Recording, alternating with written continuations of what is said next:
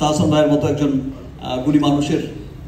গুণী মানুষকে সাথে পেয়ে ইনশাল্লাহ আমাদের এই পথ চলা অনেক সুন্দর হবে। আমরা একসাথে অনেক ভালো কিছু বয়ে নিয়ে আসবো। Thank you. দরদ দিয়ে একটু বলেন, তো প্রোগ্রাম হয়ে গেল, তখন বলনি কেন? একটু বলে যান।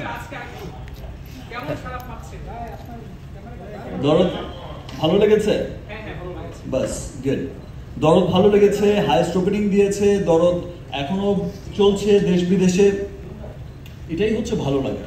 আসলে দেশের মানুষ যে দেশের কালচারকে ভালোবাসে, দেশের সিনেমাকে ভালোবাসে, দরদ আবারও প্রমাণ করলো। যেটা ঈদ না, কোনো বড় ফেস্টিভ্যাল না, তার মধ্যে আমার দেশের আমরা জানি যে একটু তো সমস্যার মধ্য দিয়ে যাচ্ছে দেশ, তার মধ্যেও যে মানুষ আসছে, সিনেমা দেখছে, হাইয়েস্ট ওপেনিং দিয়েছে, তাতেই বোঝা যায় যে সত্যি সত্যি দেশের মানুষ দেশের চলচ্চিত্রকে অনেক ভালোবাসে।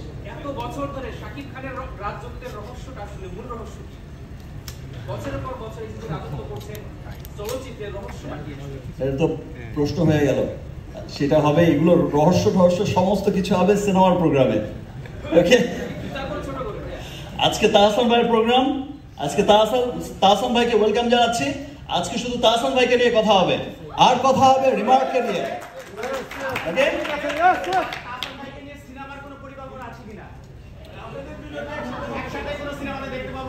তোমরা কি দেখতে চাও দুজনকে একসাথে সিনেমা?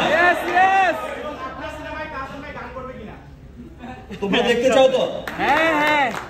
এবার তাহসান ভাই যদি চায় তাহলে তো হয়েই গেল।